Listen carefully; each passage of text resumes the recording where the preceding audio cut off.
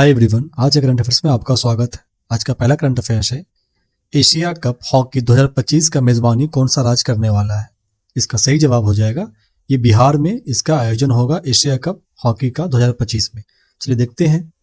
बिहार का प्राचीन शहर राजगीर में 29 अगस्त से 7 सितंबर 2025 तक पुरुषों के एशिया कप हॉकी टूर्नामेंट के 12वें संस्करण का मेजबानी करेगा। कहाँ होगा? बिहार के राजगीर में। ये संस्करण होगा 12th एडिशन होगा। यह दूसरी बार होगा जब राजगीर किसी महाद्वीपीय स्तर के हॉकी टूर्नामेंट की मेजबानी करेगा। राजगीर नवंबर 2024 पिछले साल ही 8वीं महिला एशिया कप चैंपियन ट्रॉफी के मेजबानी किया था। बिहार ने हाल ही में सेपक टकरा विश्व कप 2025 का मेजबानी किया, जहां भारत ने पहली बार सेपक टकरा आयोजन में स्वर्ण पदक जीता, गोल्ड मेडल जीता था भारत पहली बार। यह दूसरी बार होगा जब भारत पुरुष एशिया हॉकी टूर्नामेंट की मेजबानी कर रहा है। इससे पहले 2007 में चेन्नई में 7वें संस्करण का मेजबानी हुआ था चेन्नई में, और दूसरा बार होगा कहां? बिहार के राजगीर में। विश्व कप का मेजबानी बेल्जियम और नीदरलैंड के द्वारा की जाएगी। पुरुष एशिया कप के बारे में जानते हैं। पुरुष एशिया कप का आयोजन एशियाई हॉकी महासंघ के द्वारा किया जाता है और इसकी मेजबानी एक सदस्य हॉकी महासंघ के द्वारा किया जाता है, जिसे भारत एक सदस्य हॉकी महासंघ है। दक्षिण कोरिया इस टूर्नामेंट के सबसे सफल टीम है, जिसने अभी तक 5 बार जीत चुका है और भारत यह खिताब अब तक 3 बार जीत चुका है, 2003 में, 2007 और 2017 में। इसे याद रखेंगे। वही देखते हैं एशियाई हॉकी महासंघ के बारे में। इसकी स्थापना 1958 में की गई थी। यह एशिया में खेलों के नियामक संस्था है और हॉकी विश्व के नियामक संस्था FIH से संबंधित रखता है। इसका संस्थापक देश था भारत, जापान, दक्षिण कोरिया, मलेशिया और पाकिस्तान।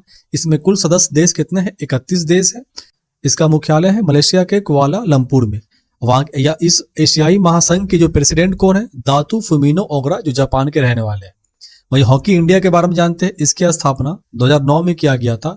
इसने भारतीय हॉकी महासंघ के स्थान लिया था। इस देश में खेलों का नियामक संस्था है और हॉकी इंडिया का अध्यक्ष वर्तमान में है दिलीप टिक्री और इसके मुख्यालय है नई दिल्ली में। इसे याद रखेंगे। अगला सवाल है, भारत के प्रधानमंत्री के निजी सचिव के रूप में किसे नियुक्त किया गया हाल ही में? इसका सही जवाब हो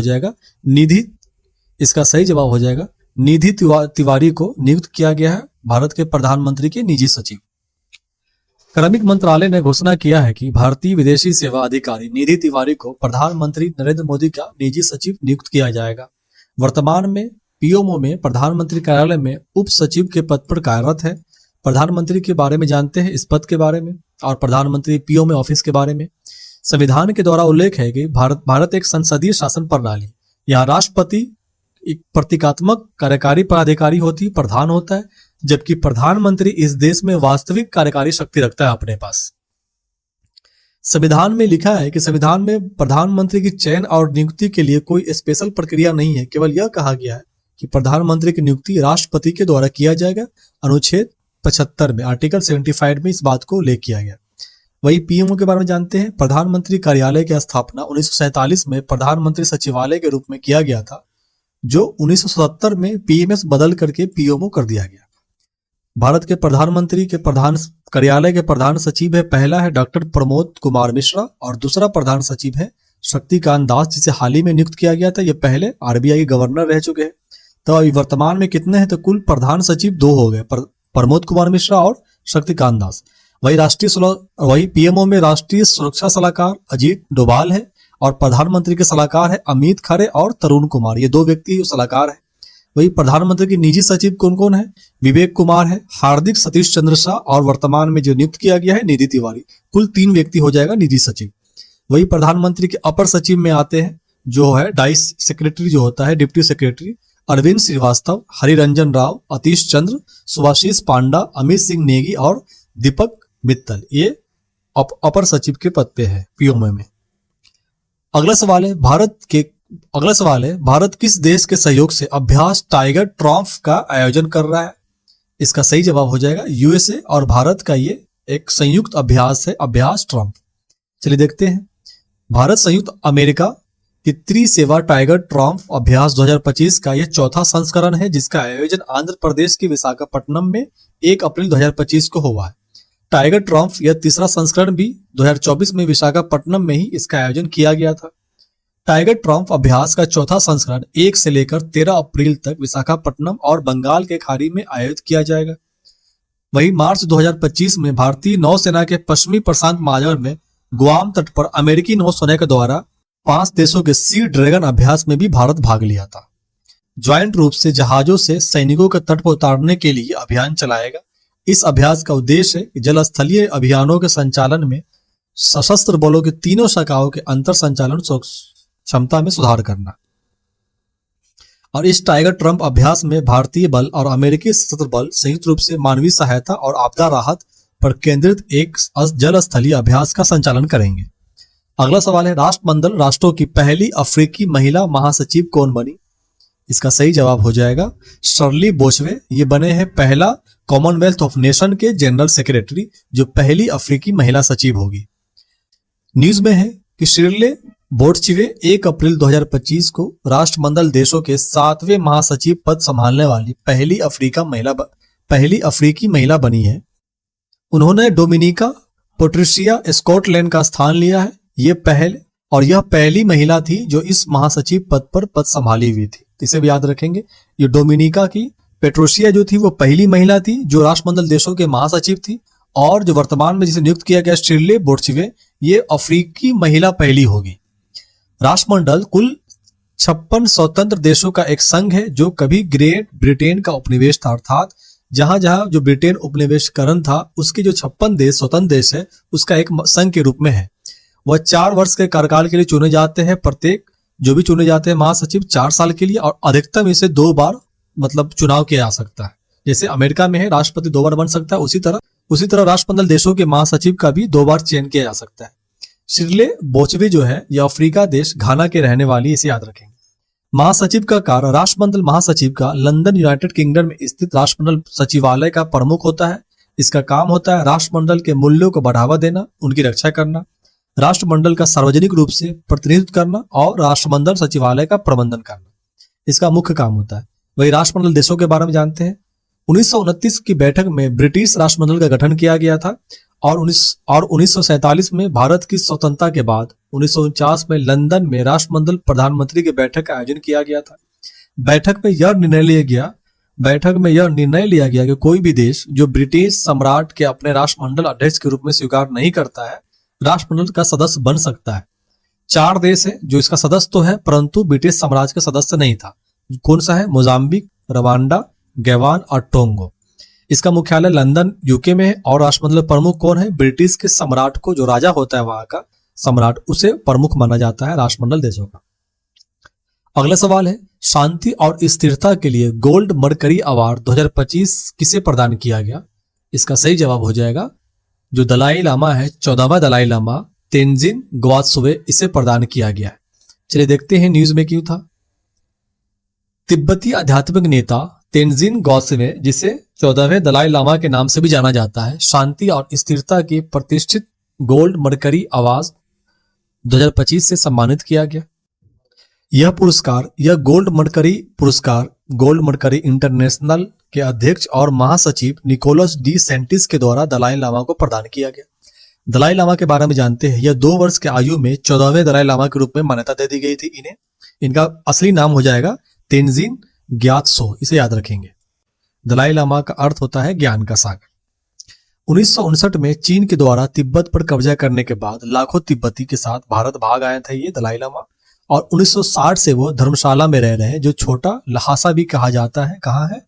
ये है हिमाचल प्रदेश। यह निर्वासित तिब्बती सरकार का एक मुख्यालय भी है। 1989 में उन्हें नोबेल शांति पुरस्कार से भी सम्मानित किया गया, इसे याद रखेंगे, इंपॉर्टेंट हो जाता है।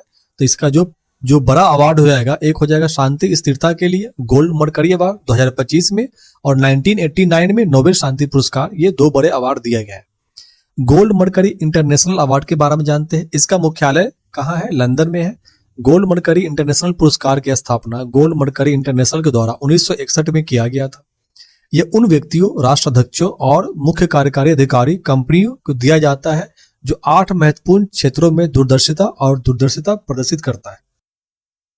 इससे पहले अमेरिका के पूर्वी राष्ट्रपति रोनाल्ड रीगन को दिया गया।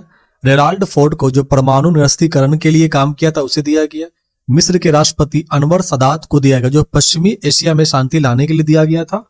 और प्रोफेसर रॉबर्ट गेलो को दिया गया, जो HIV के खोज किया था। और इसके साथ ही यूनिसेफ और रेड क्रॉस को भी यह पुरस्कार दिया जा चुका है। अगला सवाल है, किस संगठन ने 2025 में शिक्षा और पोषण, अच्छी तरह से खाने सीखने अर्थात education and nutrition learn to eat well 2025 वैश्विक रिपोर्ट जारी किया है? इसका सही जवाब होगा, यह यूनेस्को के द्वारा जारी किया गया रिपोर्ट है। न्यूज में है, यूनेस्को ने फ्रांस के द्वारा आयोजित विकास के लिए पोषण शिखर सम्मेलन के दौरान अपनी वैश्विक रिपोर्ट शिक्षा और पोषण जारी किया है। वही इस रिपोर्ट के डेटा और सांख्यिकी के बारे में जानते हैं कि वैश्विक पहुंच, पहला है वैश्विक पहुंच।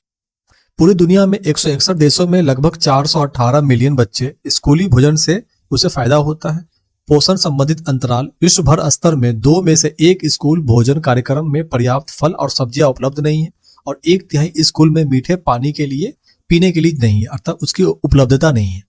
मोटापे में वृद्धि, पिछले 2 दशकों में 100 से अधिक देशों में बचपन में ही अधिक वजन और मोटापे का शिकार हुआ जा रहा है। वही भारत के संदर्भ में बताया गया रिपोर्ट में कि पीएम पोषण योजना प्रतिदिन 118 मिलियन बच्चों को भोजन उपलब्ध कराता है, जो विश्व स्तर पर सबसे बड़े स्कूल पोषण कार्यक्रम में से एक है। छिपी हुई भूख, कवरेज के बावजूद खराब आहार विविधता के कारण सूक्ष्म पोषण तत्वों की कमी व्यापक रूप से बना हुआ है। तो यह रिपोर्ट का मुख्य बात है। इसमें कौन कौन सी चुनौतियों के बारे में बताया गया है? कहा गया खराब भोजन की गुणवत्ता है सबसे ज्यादा, पोषण शिक्षा का अभाव है, मुख्य खाद्यान्नों पर अत्यधिक निर्भरता है, जैसे गेहूं, चावल, मक्का पे अधिक निर्भरता है, जिनमें आहार जो डाइवर्सिफिकेशन है वो उसका अभाव हो जाता है। शहरी बनाम ग्रामीण विभाजन से भी इस प्रॉब्लम से चुनौतियां मिल रही और निगरानी अंतराल अच्छा, कई देशों में स्वास्थ्य और शिक्षा पर भोजन के प्रभाव का मूल्यांकन करने के लिए एक संकेत का अभाव है। दोस्तों, अगर आज की वीडियो पसंद आया है तो इसे लाइक करें और अपने दोस्तों में भी शेयर करें। चलिए प्रीवियस करंट अफेयर्स को रिवीजन करते हैं। भारत ने पहली बार इनियोस अभ्यास में किस वर्ष भाग लिया था? इसका सही जवाब हो जाएगा 2023 में भाग लिया था पहली बार। अगला सवाल है, इंदिरा नौसैनिक अभ्यास में कौन सा 2 देश भाग लेते हैं? इसका सही जवाब हो जाएगा, यह अभ्यास भारत और रूस के बीच होता है, इंदिरा नौसैनिक अभ्यास। अगला सवाल था, किस संगठन ने ऊर्जा सांख्यिकी भारत 2025 का रिपोर्ट जारी किया है? इसका सही जवाब हो जाएगा, राष्ट्रीय सांख्यिकी कार्यालय एनएसओ के द्वारा जारी किया गया है। नेक्स्ट क्वेश्चन है, किस राज्य ने P4 बंगारू कुटुंब मार्गदर्शी पहल का शुरुआत किया है? इसका सही जवाब हो जाएगा, ये आंध्र प्रदेश के द्वारा शुरुआत किया गया एक पहल है। नेक्स्ट क्वेश्चन है, एबेल पुरस्कार 2025 से किसे सम्मानित किया गया? इसका सही जवाब हो जाएगा, मसाकी काशीवारा को सम्मानित किया गया एबेल पुरस्कार। और यह पुरस्कार मैथमेटिक्स में जो उत्कृष्ट योगदान देता है उसको दिया जाता है और यह नोबेल शांति पुरस्कार के बराबर इसे भी सम्मान दिया जाता है, एबेल पुरस्कार। अगला सवाल है, सरहुल मुख्य रूप से किस भारतीय राज्य के आदिवासी समुदाय के द्वारा मनाया जाने वाला वार्षिक त्योहार है? इसका सही जवाब हो जाएगा, यह झारखंड के आदिवासी मनाते हैं। इसके साथ ही उड़ीसा, मध्य प्रदेश, असम, बिहार में भी इस तरह के त्योहार मनाए जाते हैं, लेकिन मुख्यतः झारखंड में है इस तरह के समुदाय के द्वारा मनाया गया त्योहार। दोस्तों, अगर ये वीडियो पसंद आ रहा है तो इस चैनल को सब्सक्राइब करें और इस वीडियो को भी लाइक करें। तब तक के लिए stay focus and keep learning. Thank you and take care.